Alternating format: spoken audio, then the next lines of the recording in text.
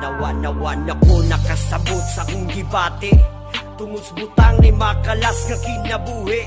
Sa kalisod gigamit nga panginabuhi, karon kay gimahayan maglisod naman kog buhi. Di man ta ni angay nga atuan ning buhaton, ato namang gisugdan, di ato na lang tapuson. Nalimbungan na kami tungod sa kalami, akong natilawan ng prisuhan, wag ilami. Maong ako karon gusto nang makalingkawas, saka sayon isud-lisud naman nga igawas. We permanente nga butang dire kay muhupas, ug karon naas ubos ug naan atas taas. Ayaw ug padala sa gidala nimong problema, dili siya buang solusyon sa tong problema. Sa kasakit di na mao ang medisina, di pa iwit na ginahanglag disiplina. So unsa may rason nga na naman